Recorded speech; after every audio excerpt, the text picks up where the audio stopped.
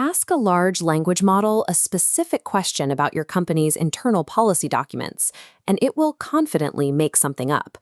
These models are trained on fixed historical snapshots. They have no built-in access to your internal networks or private enterprise data.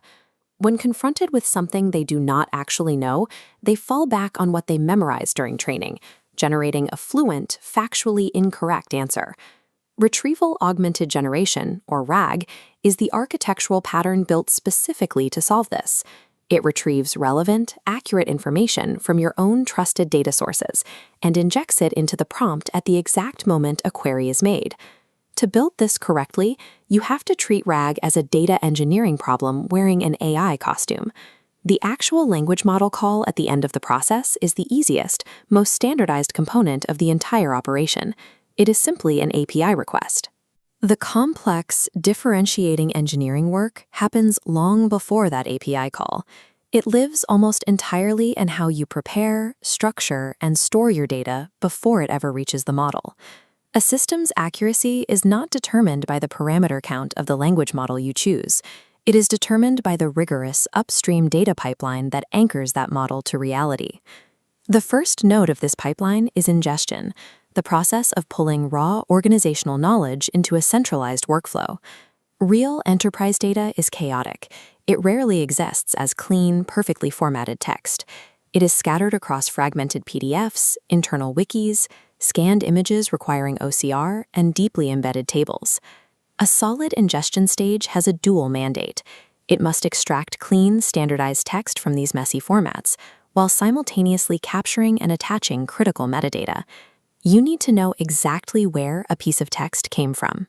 This means tagging the extracted data with its specific source document ID, the date it was last updated, and the department owner. Missing this metadata during ingestion makes verifiable citations and structured filtering downstream mathematically impossible. Once the text is ingested, we reach the single most consequential engineering decision in a RAG pipeline: chunking. Retrieving an entire 100-page document to answer one specific question forces the model to process massive amounts of irrelevant text, burying the target data in noise. Documents must be split into smaller, retrievable pieces. The simplest approach is fixed-size chunking. This splits text arbitrarily, based strictly on character or token counts, say every 500 tokens. Splitting text arbitrarily frequently destroys meaning by severing a claim from its required context, snapping a sentence right down the middle. A smarter approach is recursive or semantic chunking.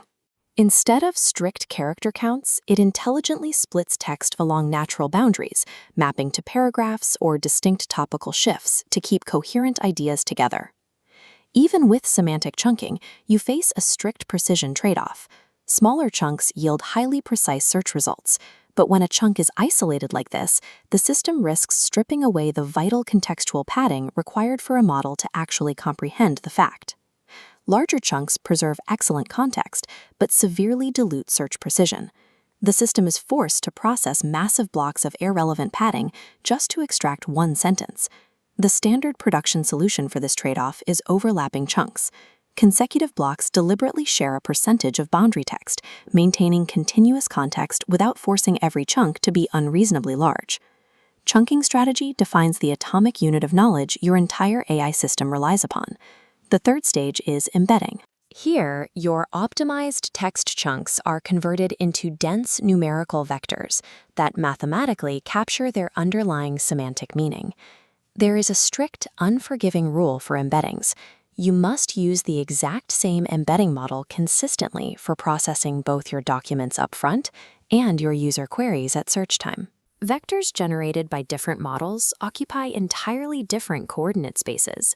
Any mathematical comparison between a query embedded by one model and a chunk embedded by another is completely meaningless. Once embedded, these vectors move to the fourth stage, storage. This requires a vector database, an architecture optimized for high-speed similarity search across millions of numeric arrays. The vector database stores the numeric array, the original text chunk, and the metadata captured during ingestion. By combining these elements, engineers can execute abstract semantic similarity searches and immediately cross-reference them with hard, structured metadata filters, for example, limiting a search solely to human resources documents updated in the last year. A properly configured vector database transforms an abstract cloud of semantic meaning into a rigorously indexed, highly queryable data structure. The fifth stage is retrieval. This is the exact moment a user's natural language question finally intersects with the prepared pipeline. First, the user's question is embedded into its own vector. Then, the database executes a mathematical similarity search to find the chunks whose coordinates are closest to the question. Pure semantic vector search captures broad conceptual overlap, but frequently misses exact keyword matches, like specific product codes or precise technical terms. To prevent this, production systems require hybrid search. This combines vector similarity with traditional keyword search, ensuring neither broad concepts nor exact terms are dropped. This initial broad retrieval phase is built for speed. It intentionally returns a slightly loose candidate pool of perhaps 20 relevant chunks. Those candidates then enter the re-ranking phase. Here, a separate, computationally heavier model analyzes those specific 20 chunks to strictly reorder them based on precise relevance to the question. Running a heavy re-ranking algorithm across millions of database entries is impossibly slow, but running it on a filtered list of 20 is lightning fast. Enterprise retrieval functions as a multi-stage funnel, narrowing millions of data points down to the 3 most critical facts. The sixth stage is augmentation. The top-ranked retrieved chunks are finally merged with the user's original question to construct the final prompt. You must apply explicit instructional framing within this prompt, commanding the model to answer the question relying only on the provided context, rather than internal training data. You also explicitly instruct it to cite its sources, pulling directly from the metadata that was carefully preserved all the way back at the ingestion stage. Finally, we reach generation. This carefully engineered, factually dense prompt is handed off to the language model API for synthesis. When an LLM delivers a perfectly cited, hallucination-free response, it is taking credit for the invisible, rigorous data engineering that forced it into a state of accuracy. When a RAG system inevitably produces a poor answer, engineers instinctively want to blame the language model. To troubleshoot effectively, teams must decouple their metrics.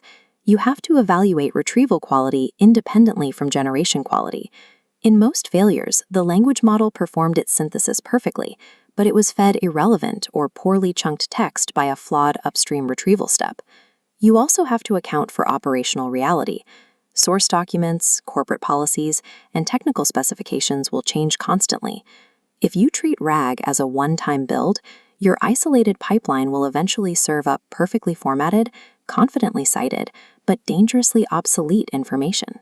The solution is continuous data ops, implementing automated pipelines that trigger re-ingestion and re-embedding the moment an underlying source document is altered. Before you swap out your language model for a more expensive version, audit your upstream data.